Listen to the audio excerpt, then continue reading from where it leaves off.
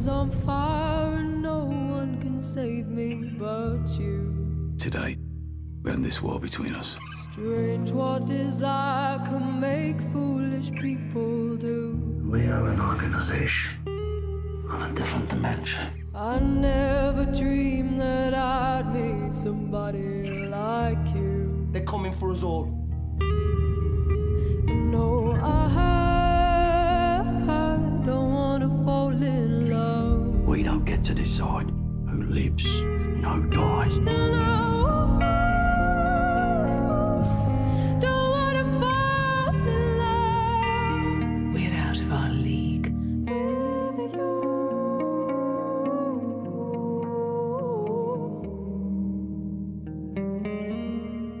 A lot of people know your work and your TV shows, your movies, but not a lot of people know that your actual big break was a whole different kind of show.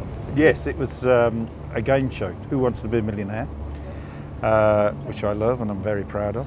We tried to make it the simplest game show possible, which would be that you answer a question, you get some money, you answer another question that's twice as hard, you get twice as much money, then another one, and keep going forever.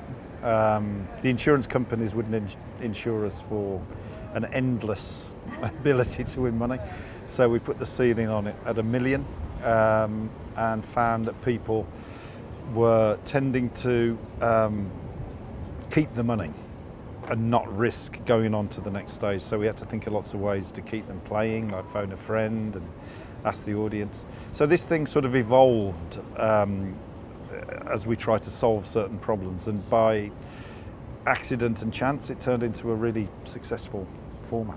How many countries? All of them. All of them? I think there's only 2 countries. I can't remember what they are. I think it's Iraq and somewhere. North Korea, I think, that has not had it.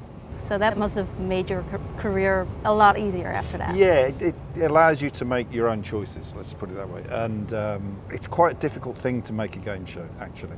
And I'm proud of it because in some ways it's a drama. When you see people, phoning their dad and their dad can't answer the question. Yeah, that's a horrible part of it. Yeah. Yes. Yeah.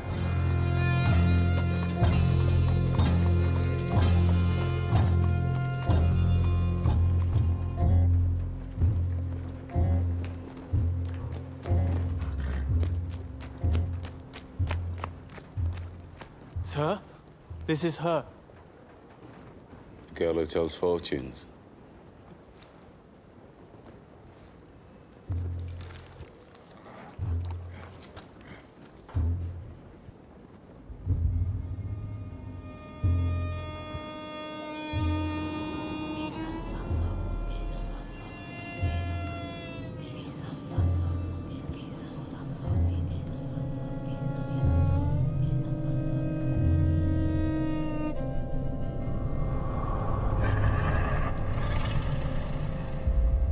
A lot of people know you from Peaky Blinders. Can you tell us a little bit about the inspiration behind the show?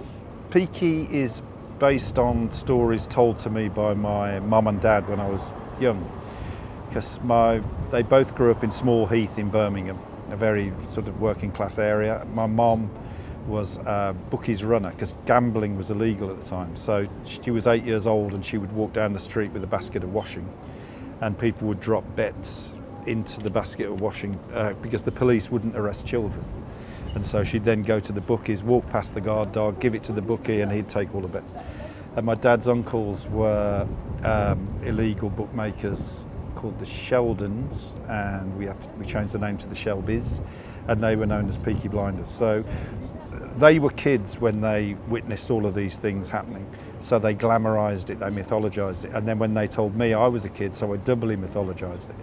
And when we started making the series, I really wanted to keep that heightened reality, the mythology of it all, even though it's based on real people.